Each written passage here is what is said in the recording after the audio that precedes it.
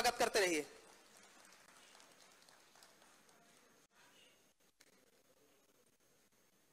श्री गोरखनाथ स्वास्थ्य सेवा यात्रा जो धीरे धीरे एक विराट स्वरूप, बड़ा स्वरूप लेती जा रही है और निरंतर आरोग्य से अंत्योदय का कार्य कर रही है, उसमें ऐसे सहयोगियों का, ऐसे सहयोगियों के सहयोग के कारण ही यह संभव हुआ है। हमारे कुछ जिले के कार्यकर्ता हैं जिनका मैं जरूर नाम लेना चाहूंगा, और ये कार्यकर्ता वो हैं जो वास्तव में जमीन पर कार्य करते हैं। ऐसे श्रावस्ती से श्रीमान दिवाकर जी जिला कारवा, श्रीमान भानु प्रकाश जी जो कि जिला प्रचारक है, श्रीमान प्रिंस प्रताप जी जो कि इस यात्रा के संयोजक रहते हैं, श्री दिवाकर मिश्र जी, श्री राजकुमार सिंह जी, श्री ध्रुव तिवारी जी, श्री राजन जी, विश्व हिंदू परिषद से श्रीमान देवेंद्र जी, भल्लर प्रसाद जी जो कि एकल विद्यालय से जुड़े हुए हैं, श्री जयशंकर जी, श्री पंकज जी, शशि कुमार जी जो कि मीडिया के माध्यम से सहयोग देते हैं, श्री राम प्रताप जी, श्री मुंशी राम जी, अरविंद मिश्र जी जो जिला ग्राम विकास प्रमुख हैं, वीरेंद्र सिंह जी खंड सेवा पर। आप सभी लोग अपने स्थान पर बैठे रहें। आप सभी लोगों से आग्रह है कि आप सभी लोग अपना स्थान पर बैठे रहें।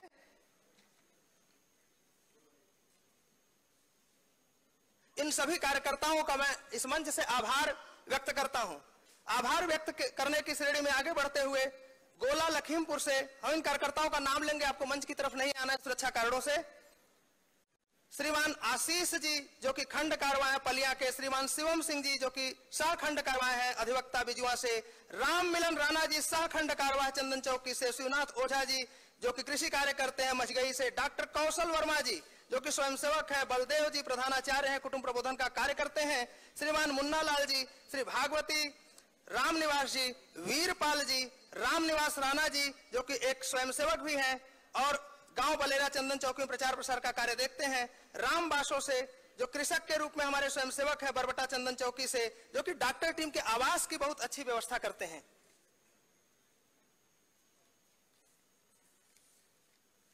अब इस कार्यक्रम को हम आगे बढ़ाते हुए माननीय उत्तर प्रदेश के यशस्वी मुख्यमंत्री श्री योगी आदित्यनाथ जी से आग्रह करते हैं, निवेदन करते हैं और वंदन करते हैं कि वो डायस पर आएं और अपना वक्तव्य आशीर्वाद हम सबके समक्ष रखें।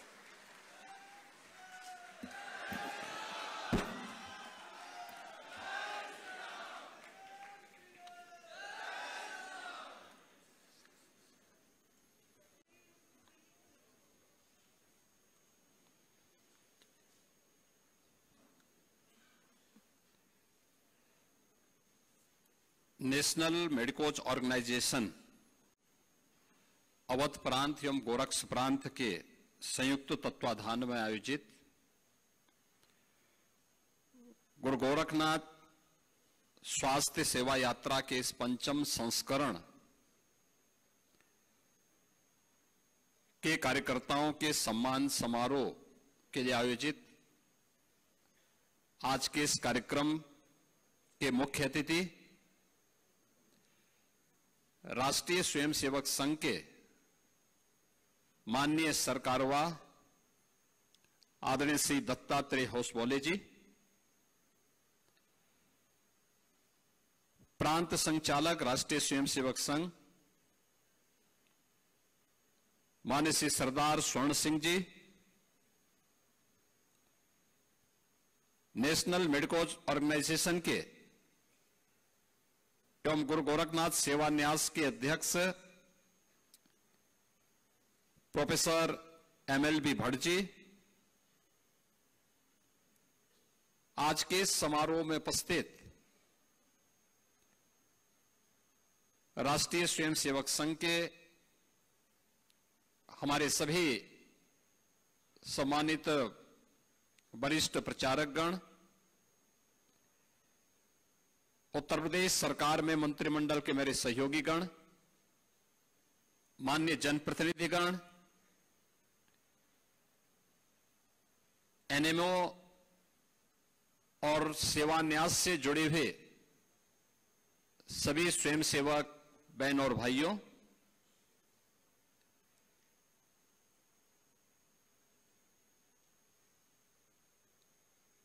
इस यात्रा की परिकल्पना और उसको सफलतापूर्वक संचालन करने के लिए मैं एनएमओ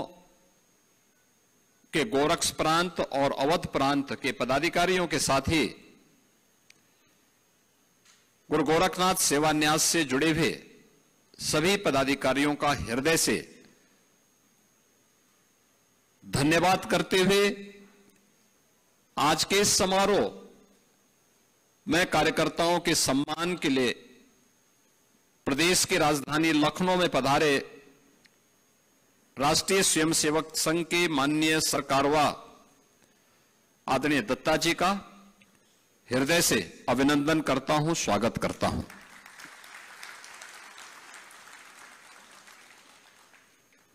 बहनों और भाइयों, भारत के अंदर यात्राओं की एक लंबी श्रृंखला रही है और ये यात्रा भारत की ऋषि परंपरा ने भारत को जोड़ने के लिए इसका बेहतर उपयोग किया था। किसी भी कालखंड में आप देखेंगे, याद करिए, केरल में जन्मे आदि शंकराचार्य ने देश को जोड़ने के लिए शंकर दिग्विजय यात्रा की थी। देश के अंदर अलग अलग क्षेत्रों में ये धार्मिक यात्राएं निकल करके लोगों की सुप्त चेतना को जागरूक करने, समाज को एकता के सूत्र में बांधने का कार्य प्राचीन काल से करती रही हैं। उनके सामने उस समय चुनौतियां थी, बाधाएं भी थी और अनेक प्रकार की चुनौतियों और विघ्न बाधाओं का सामना करते हुए भी वे यात्राएं निकलती थी। उत्तर से दक्षिण तक, पूरब से पश्चिम तक पूरा भारत आदिकाल से ही एक सांस्कृतिक इकाई के रूप में रहा है। लेकिन जब राजनीतिक इकाइयां अलग अलग भी रही होंगी, तब भी इन धार्मिक यात्राओं में कोई प्रतिबंध लगाने का कोई दुस्साहस नहीं करता था, क्योंकि ये भारत की सनातन आस्था के साथ जुड़ी हुई यात्राएं थी और इन्होंने सदैव समाज को एकजुट होकर एकता के सूत्र में बांधने का और अखिल भारतीय एकात्मता का संदेश सदैव दिया है। और मैं देख रहा हूं कि भारत और नेपाल के सीमावर्ती क्षेत्रों को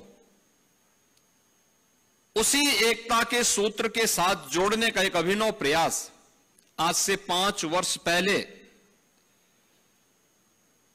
नेशनल मेडकोच ऑर्गेनाइजेशन ने इस लखनऊ में प्रारंभ किया था। 2019 में जब यात्रा प्रारंभ हुई होगी,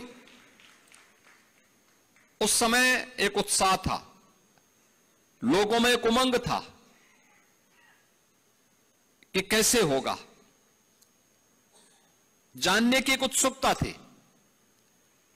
यह उस समय था जब professor MLB Bhatt ji KGMU के वीसी हुआ करते थे। KGMU देश का सबसे बड़ा चिकित्सा संस्थान है और उस समय मैंने भी उनको इस बारे में कहा था कि हमें बलरामपुर सरदेव अटल बिहारी वाजपेयी जी की कर्मभूमि रही है, प्रारंभिक कर्मभूमि रही है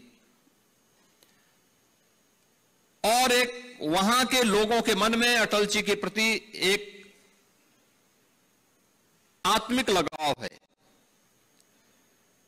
तो क्या KGMU का कोई सैटेलाइट सेंटर हम बलरामपुर जिले में बना सकते हैं? उन्होंने प्रयास भी प्रारंभ किया और उस दौरान जब बातें सामने आई बॉर्डर क्षेत्र की, वहां के लोगों की स्थितियों के बारे में, तो राष्ट्रीय स्वयंसेवक संघ के मार्गदर्शन में एनएमओ ने इस यात्रा को महाराजगंज से लखीमपुर तक के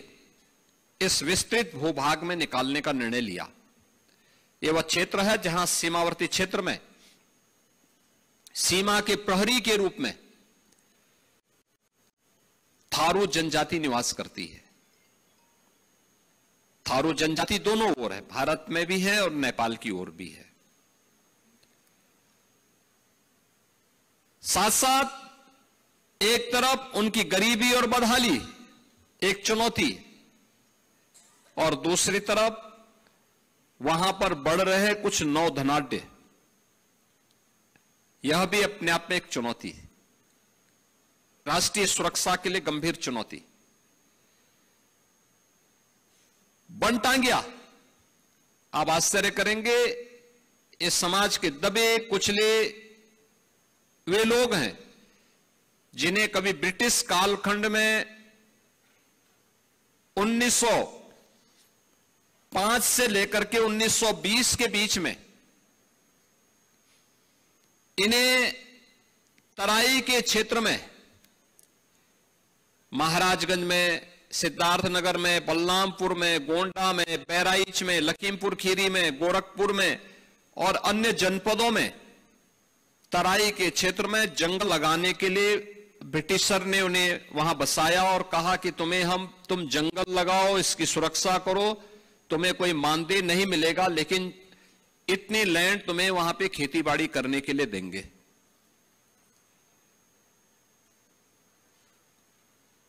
इस देश में आजादी का आंदोलन चला, ब्रिटिश इस देश को छोड़ने के लिए मजबूर हुए। 1947 में उन्होंने देश को आजादी मिली। लेकिन आपको आश्चर्य हो रहा होगा, बनटांगिया के लगभग 54-55 जो ये गांव हैं जिनमें हजारों लोग निवास करते हैं, इन लोगों को 1947 से लेकर के 2017 तक, जब तक भारतीय जनता पार्टी की सरकार प्रदेश में नहीं बन गई, तब तक कोई भी अधिकार नहीं प्राप्त हुए थे। न वोटिंग राइट थी, न राशन कार्ड था, न वहां की कनेक्टिविटी थी, न वहां पर कोई सुविधा वहां प्राप्त हो रही थी। 2017 में जब हमारी सरकार बनी तो हम लोगों ने उनके बारे में सोचना प्रारंभ किया,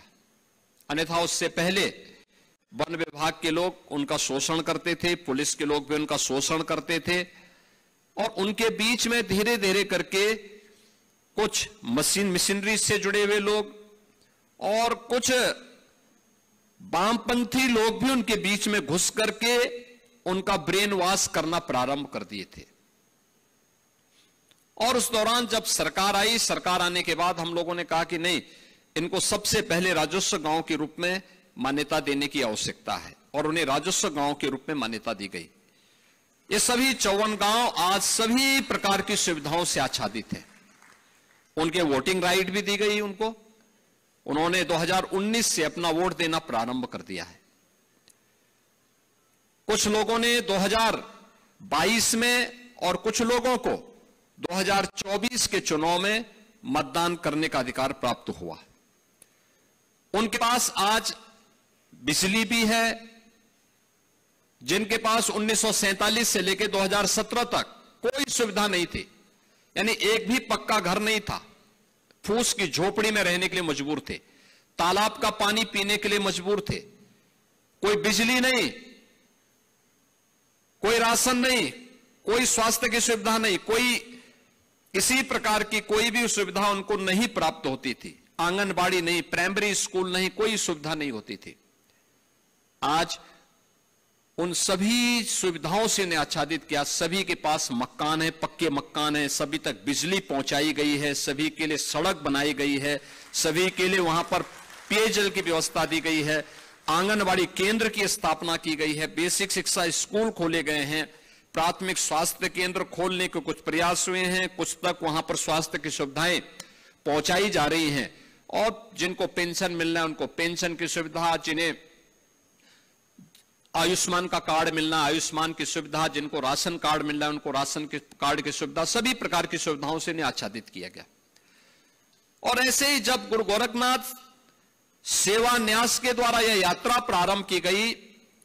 तो जमीनी धरातल की भी सभी जानकारियां मिली कि थारू जनजाति भी इसी प्रकार के भाव से ग्रसित है। और उसके बाद ही सरकार ने फिर पहले यात्रा के बाद जब कुछ हमें डाटा मिले कि क्या क्या स्थिति है, वास्तविक स्थिति क्या है जमीनी धरातल की, तब हम लोगों ने फिर तय किया कि भाई थारू, मुसहर, कोल, गौड़, चेरो, सहरिया, बुक्सा, ये जितनी जनजातियां हैं इन सभी जनजातियों को हम 100% सिचुरेट करेंगे, यानी सभी प्रकार की सुविधाओं से आच्छादित करेंगे। इन्हें जिनके पास मकान नहीं मकान देंगे, जमीन नहीं जमीन का पट्टा देंगे, सभी प्रकार की सुविधाओं को देंगे। और आज मुझे बताते हुए प्रसन्नता है कि सभी लोगों को सभी प्रकार की सुविधाएं प्राप्त हो रही। नहीं तो 2017 के पहले इन क्षेत्रों में भूख से मौतें होती थी। हमें आभार व्यक्त करना चाहिए राष्ट्रीय स्वयंसेवक संघ का, सरदेव नानाजी देशमुख का और मेरे पूज्य गुरुदेव महंत वैद्यनाथ जी महाराज, जिन्होंने थारुओं के बीच में उनके बच्चों को पढ़ाने के लिए छात्रावास और स्कूल की व्यवस्था की। मुझे याद है 2007 की एक घटना। 2007 में नेपाल में कृष्णानगर के अंदर एक भीषण संघर्ष चल रहा था, कई दिनों तक चल रहा था, समाचार पत्रों में आ रहे थे। तो मैंने हिंदू जागरण मंच के एक पदाधिकारी को फोन किया सिद्धार्थ नगर में।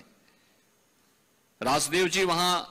हिंदू जागरण मंच के पदाधिकारी थे। मैंने उनको फोन किया, मैंने कहा भी ये संघर्ष कैसे हो रहा है? तो उन्होंने मुझे बताया कि ये माओवाद और मदेशियों के बीच में संघर्ष है। मैंने कहा माओवादी कौन है और मदेशी कौन है? तो उन्होंने मुझे बताया कि मदेशी हैं जो भारतीय मूल के लोग नेपाल की तराई में बसे हैं, और मैंने कहा माओवादी, उन्होंने कहा थारू जनजाति के लोग जो नेपाल के अंदर हैं वे सब माओवादियों की ओर से लड़ रहे हैं। और मुझे लगता है काफी बड़ी संख्या में वहां हत्याएं हुई थी, काफी भयंकर खूनी संघर्ष हो रहे थे। तब मैं बलरामपुर जिले के इमलिया कोडर में मैंने कार्यक्रम बनाया था, और इमलिया कोडर में मैंने थारू जनजाति से जुड़े हुए सभी लोगों को, जो नानाजी देशमुख ने बनाया हुआ छात्रावास है, वहां पर मैंने उनको इकट्ठा किया था और उनके साथ संवाद बनाने का कार्यक्रम किया था 2007 में कि भाई आखिर क्या कारण है, क्यों ये संघर्ष हो रहा है, क्यों इस प्रकार की स्थितियां पैदा हो रही हैं। और मुझे यह सुनकर के सुखद अनुभूति हुई कि भारत के रहने वाले सभी जितने भी थारू जनजाति से जुड़े हुए लोग थे, इन्होंने कहा साहब देखिए, उस समय की सरकारें उनका सुध भले ही न ले रही हो, लेकिन उन्होंने इस बात को कहा था कि हमारे लिए नानाजी देशमुख की संस्था दीनदयाल उपाध्याय शोध संस्थान के द्वारा, राष्ट्रीय स्वयंसेवक संघ के द्वारा, मां पाटेश्वरी मंदिर देवी पाटन के द्वारा और उससे जुड़ी हुई संस्थाओं के द्वारा उनके लिए कार्य किया जा रहा है। और हम लोग भारतीय हैं, पहले भारतीय हैं, और हम भारत की आन मान और शान के विरुद्ध किसी भी प्रकार का कोई षड्यंत्र स्वीकार नहीं करेंगे। ये बातें उनके मन में तब थी, और 2007-8 के बाद से लेकर के तब भी 10 वर्ष लगे उन तक सुविधाएं पहुंचने के लिए। लेकिन ये यात्रा चलाना महाराजगंज से, और दुर्गम रास्ते हैं, पूरा नेपाल का क्षेत्र है, नेपाल का तराई का क्षेत्र है, और उस यात्रा के दौरान जगह जगह तमाम प्रकार की स्थितियों, जो लोग कभी लखनऊ से बाहर नहीं गए, बड़े बड़े महानगरों से बाहर नहीं गए, वहां पर जाकर के रात्रि निवास करना, उन लोगों को देखना, उसका डाटा तैयार करना, उनको दवा की व्यवस्था कराना। और यह कार्यक्रम अनवरत तब भी चलता रहा जब वैश्विक महामारी कोरोना 19 ने पूरी दुनिया को अपनी चपेट में लिया था, तब भी ये यात्रा अनवरत रूप से इस क्षेत्र में चलती रही और स्वास्थ्य के प्रति जागरूकता पैदा करती रही। याद करिए, ये वही क्षेत्र है जिसमें इंसेफ्लाइटिस से हजारों मौतें होती थी। इंसेफ्लाइटिस का कारण 2 थे, एक गंदगी और दूसरा स्वास्थ्य के प्रति जागरूक न होना। यात्रा ने स्वास्थ्य के प्रति जागरूक उन्हें बनाया कि भाई एक तो साफ और सुथरा वातावरण रखो, साफ सफाई रखो, स्नान करो, खान पान ठीक करो, बीमारी होती है उपचार करो। आप देखते होंगे इस प्रकार के परिवेश में ज्यादातर चर्म रोग होते हैं, स्किन से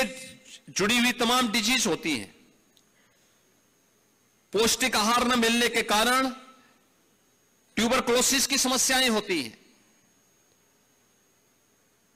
खान पान बहुत बार